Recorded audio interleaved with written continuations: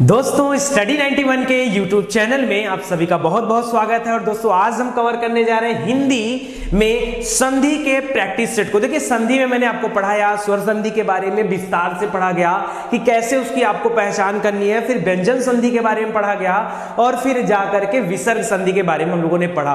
अब जरूरत आ गई कि संधि में प्रश्न आपके परीक्षा में कैसे बनते हैं और उन प्रश्नों का सही उत्तर हम दे पाते हैं या नहीं दे पाते हैं, ये आपको देखना है। तो ध्यान रखिएगा, संधि के प्रैक्टिस सेट के लिए मैं 2 पार्ट बनाया हूं, मतलब 30 क्वेश्चन आज मैं आपको प्रैक्टिस कराऊंगा और 30 क्वेश्चन कल प्रैक्टिस कराऊंगा। ये 30 क्वेश्चन आपके एग्जाम पॉइंट ऑफ व्यू से बहुत इंपॉर्टेंट है। ये वही प्रश्न है जो आपसे परीक्षा में काफी बार पूछे गए हैं। ठीक है, चलिए स्टार्ट करते हैं। पहला दे रहा है उच्चारण का सही संधि विच्छेद क्या होगा। उच्चारण का सही संधि विच्छेद बताइए जल्दी से। उच्चारण पहला दे रहा है उच्च धन चारण। अरे भाई सिंपली मैंने आपको सिखाया है क्या, जब 2 बार आता है च तो ये क्या है, उत धन चारण। तो जो है जाकर के च बन जाता है। त संबंधी नियम बताया था आपको, त संबंधी नियम के अंतर्गत ये बताया गया था। ठीक है, क्या था, डबल च लग जाता है और ये है विसर्ग संधि। ठीक है, इसको याद रखिएगा। तो यहां पर हो जाएगा उत धन चारण। क्या हो जाएगा, उत धन चारण। मोस्ट इंपॉर्टेंट है, सॉरी विसर्ग कर रहा हूं, व्यंजन संधि। विसर्ग कहां से आ जाएगा, विसर्ग में तो क्या होता है, क्या रहता है, यहां पर रहेगा ना विसर्ग, इसको बोलते हैं जहां पर बिंदु लगा होता है, जैसे दुख सुख, तो दुख में क्या लगा है, ये देखिए ये होता है विसर्ग वाली बात। ठीक है, तो याद रखिए उत धन चारण में कौन सी संधि हो जाएगी, यहां पर है व्यंजन संधि और इसका सही संधि विच्छेद क्या होगा, उत धन चारण। एक प्रश्न और यहां पे याद रखिएगा, हमेशा याद रखिए, क्योंकि आधा च लग रहा है इस वजह से यहां पर जो त रहेगा वो भी आधा ही रहेगा, मतलब यहां पर हलंत लगाना मत भूलिएगा। देखिए अगर आपके परीक्षा में ऐसे दे दिया उत धन चारण तो इसको मत टिक करिएगा, ये गलत है। क्यों, क्योंकि त के नीचे हलंत नहीं लगा है। सही करेंगे ना, आज के बाद सही करके आइएगा, कभी भी गलती नहीं होनी चाहिए। अगला देखिए, अन्वेषण का सही संधि विच्छेद क्या है। अन्वेषण बताइए कौन सी संधि है, पहले बताइए अन्वेषण में कौन सी संधि है। दोस्तों स्वर संधि है। कौन सी संधि है, स्वर संधि। स्वर संधि के अंतर्गत कौन सी संधि है, तो यण संधि है। मैंने बताया था यण संधि। अनुधन एषण, अनुधन एषण, बीच में आधा शब्द जहां दिखे क्या है, यण संधि है। तो यहां पर क्या हो जाएगा, अनुधन एषण बराबर अन्वेषण। और अन्वेषण में कौन सी संधि है, स्वर संधि, यानी यण स्वर संधि आप बोल सकते हैं। तो यहाँ ऑप्शन नंबर 2 आपका सही हो जाएगा। अगला क्वेश्चन देखिए, निम्नलिखित विकल्पों में से शुद्ध है, कौन सा शुद्ध है। अच्छा, परधन अधीन, परधन आधीन। देखिए एक एक शब्द पर आपको ध्यान देना है। पर धन अधीन दे रहा, अधीन, फिर दे रहा पर धन आधीन, आ लगा दिया ना, फिर यहां पर परा, पराधन आधीन, फिर पर धन अधीन। अच्छा पर धन अधीन 2 बार दे दिया तो यही सही है, चाहे आप पहला कहिए चाहे चौथा कहिए, हो सकता है भूल गया हो कुछ करना। ठीक है, यहां पराधन अधीन लिखना चाहिए, कोई दिक्कत नहीं, यानी दोनों सेम सेम है। तो पर धन अधीन आपका सही उत्तर हो जाएगा। देखिए लिखिए क्या हो जाएगा, पर धन अधीन, पर धन अधीन। मात्रा कौन सी रहेगी, बड़ी की मात्रा रहेगी। अच्छा कौन सी संधि है, स्वर संधि है। देखिए बड़ी ई लग रहा है ना, स्वर संधि है। पराधीन मिल जाएगा तो क्या उत्तर बनेगा, पराधीन, पराधीन बनेगा। यहां पर बीच में आ की मात्रा है, स्वर संधि। स्वर में कौन सी संधि, याद रखिए दीर्घ स्वर संधि है, दीर्घ स्वर संधि आपका सही उत्तर हो जाएगा। अगला है तल्लीन, तत् धन लीन बराबर तल्लीन, पढ़ाया था ना। उत धन चारण बराबर उच्चारण, तत् धन लीन बराबर तल्लीन। याद रखिए तो सही उत्तर क्या हो जाएगा, वही उच्चारण वाले कॉन्सेप्ट पे चलिएगा, तत् धन लीन आपका सही उत्तर हो जाएगा। कौन सी संधि है, व्यंजन संधि है। त संबंधी नियम आप देख रहे हैं, व्यंजन संधि। समझ में आ रहा है, ऐसे ही पढ़ा जाता है, ऐसे पढ़ोगे तो कभी गलती नहीं होगा। चलिए अगले क्वेश्चन बढ़ते हैं। निम्नलिखित में से यह संधि विच्छेद सही है, सही संधि विच्छेद आपको बताना है। परम धन आत्मा, पहली बात तो परमात्मा का संधि विच्छेद आपसे पूछा जा रहा है, यहाँ पर आपको गेस करना है। परमात्मा, परमात्मा तो पर से हो जाता है परम, यहां बन जाता है धन आत्मा, परम धन आत्मा बराबर परमात्मा हो जाएगा। तो यहां पर क्या हो जाएगा, ऑप्शन नंबर 3 सही हो जाएगा। संधि कौन सी है, स्वर संधि है। याद रखिए मात्रा देखिए बीच में आ की मात्रा, यहां पर दीर्घ स्वर संधि है। कौन सी है, दीर्घ स्वर संधि। भैया करोगे ना एग्जाम में, परीक्षा में पूछेगा तो सही करके आओगे ना। देखिए खूब ढेर सारा मत पढ़िए, लोग देते हैं 500 संधि विच्छेद आपको पढ़ाया जाएगा, 500 मत पढ़ाइए। 50 पढ़ाइए, 50 ऐसे पढ़ाइए कि हमको याद हो जाए, हमको समझ में आ जाए। 50 पढ़ाइए, ऐसे पढ़ाइए। समझ में आ रहा है? अगर आप बढ़िया से पढ़ोगे तो यहां इतने डिटेल में आपको दिया जा रहा है, क्योंकि हर चीज के पीछे संधि विच्छेद, कौन सी संधि है, कैसे है, सब कुछ आपको बताया जा रहा है। कल उज्ज्वल में प्रयुक्त संधि है, उज्ज्वल में कौन सी संधि है बताइए? उत धन ज्वल, वैसे ही है, ठीक है, उत धन ज्वल, ठीक है, उत धन ज्वल हो जाएगा। तो ये आधा त जो है ये ज बन जाता है। और देखिए उज्ज्वल का कभी कभी वर्तनी सुधार भी पूछता है, दोनों ज आधे आधे होते हैं, पूरे नहीं होते। ये होता है उज्ज्वल, ऐसे लिखा जाएगा। ये उज्ज्वल का संधि विच्छेद हो जाएगा। उत, त के नीचे हलंत रहेगा, त के नीचे हलंत रहेगा। उत धन ज्वल बराबर उज्ज्वल। और कौन सी संधि? त संबंधी नियम है, व्यंजन संधि उत्तर है, व्यंजन संधि। मैंने जानबूझकर व्यंजन संधि और विसर्ग संधि से ज्यादा प्रश्न लिया है कि आपको थोड़ा कंफ्यूजन हो। मैं चाहता हूं आपको कंफ्यूजन हो, मैं चाहता हूं जो आपको नहीं आता है आप वो सीखो। मैं चाहता तो आपसे पूछता विद्यालय का संधि विच्छेद बताइए, आप कहते विद्या धनालय बराबर विद्यालय, ठीक है, अश्वधन आलय बराबर अश्वालय बोलते आप। लेकिन वो हमें नहीं पूछना है, हमें वो पूछना है जो आप नहीं बताओगे। बताओ क्या पूछ रहा हूं? बताइए सदाशय का संधि बताना है, विच्छेद करना आपको बताना है। सदाशय का संधि विच्छेद क्या होगा जल्दी से बताइए? सदाशय, सदाशय पहले बताइए कौन सी संधि यहां पर? सदाशय, सदाशय में कौन सी संधि? व्यंजन संधि। बहुत कंफ्यूजन सर, रुला दे रहा है व्यंजन संधि, ठीक है, व्यंजन संधि है। और यहां पर हो जाएगा सत धन आशय, सत धन आशय बराबर सदाशय, ठीक है। देखिए त लग रहा है लेकिन बन सद रहा है, ठीक है, तो सद धन आशय मत करिएगा, सत धन आशय बराबर सदाशय, सत धन आशय बराबर ये हो जाएगा सदाशय। तो पहला उत्तर हमारा सही हो जाएगा ऑप्शन नंबर 1, ठीक है। चलिए आगे बढ़ते हैं दोस्तों। अगला दे रहा है पवन। पवन शब्द में कौन सी संधि है? बहुत सिंपल है सर, कहीं पढ़ा था स्वर संधि है। स्वर में कौन सी? अयादि संधि है, बहुत सिंपल। पो धन अन, पो धन अन बराबर पवन हो जाता है। संधि विच्छेद इसका कर रहा हूं दोस्तों, पवन का। पवन का संधि विच्छेद क्या होता है? पो धन अन। बहुत लोग गलत करते हैं, ठीक है, ये हो जाता है पवन। तो याद रखिए पो धन अन बराबर पवन हो जाएगा, ठीक है। अच्छा यहीं पर मान लीजिए पावक कर देता, पावक एक मात्रा बढ़ा दिया तो क्या हो जाता? पौ धन अक हो जाता, पौ धन अक बराबर पावक हो जाता, ठीक है, औ लग जाता आ की वजह से खाली। तो यहां याद रखेगा पो धन अन बराबर पवन। और संधि कौन सी है? अयादि संधि। अयादि संधि किसके अंतर्गत आता है? स्वर संधि के अंतर्गत आता है। स्वर के अंदर सबसे पहला दीर्घ स्वर संधि, गुण संधि, वृद्धि संधि, अयादि संधि, ठीक है, ये सभी आते हैं, तो याद रखेगा। और यण संधि, 5 संधियां होती हैं। निम्नलिखित में से वृद्धि स्वर संधि किस शब्द में है? वृद्धि स्वर संधि बताया था आपको, वृद्ध मतलब बूढ़ा हो गया, ऊपर डबल मात्रा, बताइए कहां पर है? सोधार्थी, रजनीश, यतीन्द्र और महोषधि। तो महोषधि का क्या हो जाएगा? औ दिख रहा है ना, बस इसी औ को देख करके पहचान जाइए यहां पर क्या है? वृद्धि संधि है, 1 नंबर आपको मिल गया।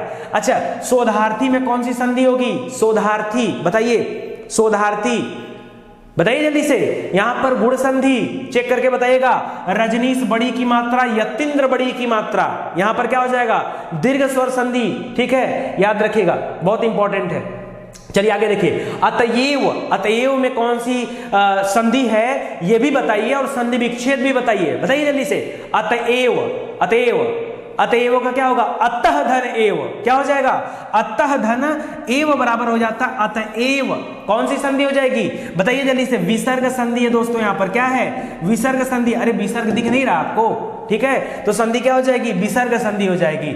आगे देखिए, आगे आपसे कहा जा रहा है जल्दी से चैनल को सब्सक्राइब कर लीजिए। अगर आपको लगता है आपको लाभ है तो फिर चैनल को सब्सक्राइब करिए और बेल आइकन को प्रेस करना ना भूलें, क्योंकि वहीं से आपको नोटिफिकेशन भी मिलेगा। चंद्रोदय में कौन सी संधि है बताइए? चंद्रोदय ऊपर 1 मात्रा हो तो क्या है? गुण संधि है, 2 मात्रा हो तो वृद्धि संधि है, आधा अधूरा हो तो यण संधि है, बीच में बड़ा आ, बड़ी ई, बड़ा ऊ हो तो दीर्घ स्वर संधि है। सब तो पढ़ाया गया है, जो सिंपल है वो अयादि है।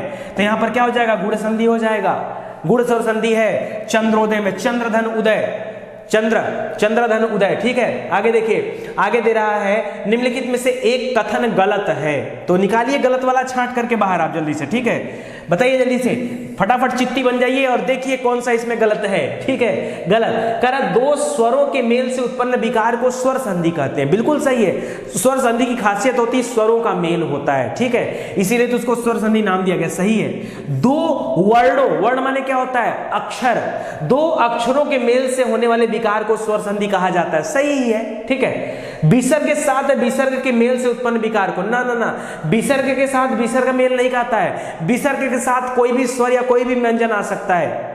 अत धन एव में क्या आया है, यहां पर देखिए स्वर आया है, इसी तरह से व्यंजन भी होता है, ठीक है। तो यहां पर याद रखिए तीसरा वाला गलत हो जाएगा फिलहाल, व्यंजन से स्वर अथवा व्यंजन के मेल से उत्पन्न विकार भी सही है, व्यंजन कहलाता है, तीसरा गलत हो जाएगा। अरे विसर्ग विसर्ग से थोड़े मिलेगा जाकर के, दो दो विसर्ग नहीं होते, विसर्ग हमेशा एक ही होता है। आगे देखिए मन धन रमा, अब देखिए इसी में देखिए मन, ये विसर्ग हो गया और ये व्यंजन हो गया। देखिए दो एग्जाम्पल अभी मैंने दिया था आपको, एक दिया था अतएव का, अतएव, तो अतएव में मैंने आपको क्या बताया, अतः धन एव, अतः धन एव, तो देखिए ये आपका विसर्ग है त पे, ये विसर्ग हो गया आपका, ये विसर्ग हो गया और विसर्ग के साथ ये क्या आ गया, स्वर आ गया, ठीक है, तो ये भी विसर्ग कहलाएगा। यहाँ पर देखिए मनः में भी विसर्ग दिया हुआ है, यहाँ पे भी विसर्ग है और इस विसर्ग के साथ अगला शब्द क्या है, र आया है, तो र क्या है, व्यंजन है, ये व्यंजन है, तो क्या यह विसर्ग संधि नहीं है विसर्ग संधि, यानी इसीलिए वो तीसरा वाला ऑप्शन यहाँ पे गलत दे रहा था। आगे देखिए करम मन धन रमा, मनः धन रमा बराबर क्या हो जाएगा, मनोरमा हो जाएगा, क्या हो जाएगा, मनः, याद रखिए मनः धन रमा बराबर क्या हो जाएगा, मनोरमा, याद रखिए ये ओ लग जाता है। अब यहीं से आपको कंफ्यूजन होता है, जब भी ये प्रश्न आपको एग्जाम में मिलेगा ना, ज्यादातर लोग जो है गुण संधि टिक करके चले आते हैं, क्या करके चले आते हैं, गुण संधि टिक करके चले आते हैं, दोस्तों गलत हो जाएगा। क्यों, वो देखते हैं एक मात्रा रट लेते हैं, वो एक मात्रा देखकर रट लेते हैं। याद रखिए न र का कॉम्बिनेशन देखा करिए, न र के साथ हमेशा क्या आता है, क्या आता है, अपने आप विसर्ग संधि हो जाता है, चेक करेंगे तो मिलेगा आपको ये चीजें, ठीक है। तो याद रखिए विसर्ग संधि हो जाएगा सही उत्तर, ठीक है, गलती मत करिएगा दोस्तों। मनोरमा, मनोरथ, सनोरथ, इस सब में बहुत गलती लोग करते हैं, ठीक है। न र देखा करिए, न र हमेशा आएगा, तो ये कॉन्सेप्ट बनता है। आगे देखिए निम्नलिखित में से एक कथन गलत है, फिर से चिट्ठी बनिए, जल्दी से उत्तर बताइए। एक कथन गलत है, जो गलत है उसी को ढूंढ के बताइए।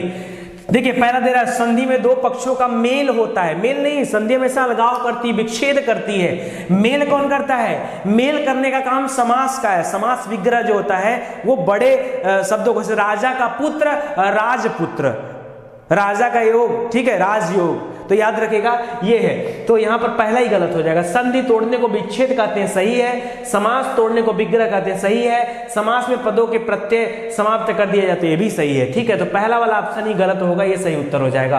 परोपकार, बताइए परोपकार में कौन सी संधि है, परोपकार में कौन सी, पहले बताइए इसका बताना आपको कि क्या है यहां पर। परोपकार, परधन उपकार, परोपकार, परधन उपकार, परोपकार। देखिए वो मनोरथ दे, मनोरमा दे रहा था, न और र के साथ यहाँ कॉम्बिनेशन था। आप समझिए न और र का एक अद्भुत रिश्ता होता है, तो ये रिश्ता बदल जाता है, स्वर संधि टूट करके कहाँ चले जाते हैं, विसर्ग में चले जाते हैं, ऐसा होता है। ये कब खाली न र के साथ होता है, लेकिन यहाँ पर परोपकार है, परधन उपकार, परधन उपकार, परह नहीं, परधन उपकार बराबर परोपकार, परधन उपकार बराबर परोपकार, ऑप्शन नंबर सी सही हो जाएगा। संधि क्या हो जाएगी, गुण संधि हो जाएगी, ठीक है। आगे देखिए मनोहर, मनोहर में कौन सी संधि है, मनोहर, ठीक है। ये न वाला न बड़ा रिश्ता है न का, बड़े लोगों से। मनोहर में भी क्या हो जाएगा, मनोहर में भी विसर्ग संधि हो जाएगा। जरा इसका संधि विच्छेद आप सभी कमेंट करके बताइए। सेम वैसा ही होगा जैसे मनोरमा का था, मनोरमा का, ठीक है। मनोरमा का क्या था, उसी तरह से मनोहर का भी होगा, विसर्ग संधि हो जाएगा। विसर्ग के साथ स्वर अथवा व्यंजन के संयोग से जो विकार उत्पन्न होता है उसे क्या कहा जाता है भाई, विसर्ग के साथ कोई भी स्वर या व्यंजन आ जाए तो उसे विसर्ग संधि कहा जाएगा। अभी यार इतना अच्छा एग्जाम्पल अतएव और मनोरमा में बताया हूं आपको, ठीक है। तो यहां पर क्या हो जाएगा, आपका सही उत्तर हो जाएगा विसर्ग संधि। क्या हो जाएगा, विसर्ग संधि। दोस्तों समझ में आ रहा है ना, बढ़िया से समझते चलो। इति धन आदि बराबर क्या हो जाएगा, इत्यादि, कौन सी संधि, इति धन आदि, स्वर संधि में चला जाएगा। आधा अधूरा शब्द है, यण संधि हो जाएगा, ठीक है। ऑप्शन नंबर 3 सही हो जाएगा।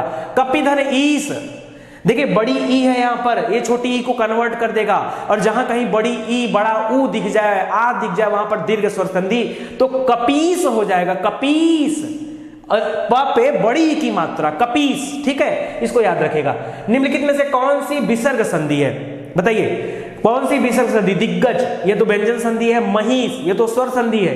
जगदीश, जगत धन ईश बराबर जगदीश, ठीक है, तो ये भी व्यंजन संधि है। निरंतर याद रखें दोस्तों, यहां पर निरंतर, निह धन अंतर, निरंतर का क्या होता है? निरंतर का संधि विच्छेद क्या होता है? निह, निह धन अंतर, निह धन अंतर। दोस्तों न का चक्कर बड़े लोगों से है, वही मनोरम, सनोरम, सनोरथ, मनोरथ, ठीक है, इसी में आएगा। न वाले का चक्कर बहुत लोगों से है, तो निधन अंतर बराबर क्या हो जाएगा? निरंतर हो जाएगा। निधन संतान बराबर निसंतान हो जाता है, याद है ना? निधन, निधन संदेह बराबर निसंदेह हो जाता है। तो नौ का कांसेप्ट है, यहां पर विसर्ग संधि क्या हो जाएगा? निरंतर में विसर्ग संधि है। देखो जानबूझ के टिपिकल लिया हूं, पढ़ना हो पढ़ो, नहीं पढ़ना है तो चैनल बंद करके भाग सकते हैं आप, ठीक है। वैसे आपके बच्चों के अंदर ये नॉर्मल चीज होती है कि जब उनको बहुत कठिन चीजें मिलती है ना, तो वो सीखना नहीं चाहते, वो तुरंत क्या करना चाहते हैं? वहां से भागना चाहते हैं। और जितनी अच्छी चीजें आपको पढ़ाई जा रही, मुझे नहीं लगता कि पूरे यूट्यूब पर इत्मीनान से चैप्टर वाइज कोई आपको इस तरीके से पढ़ाता होगा।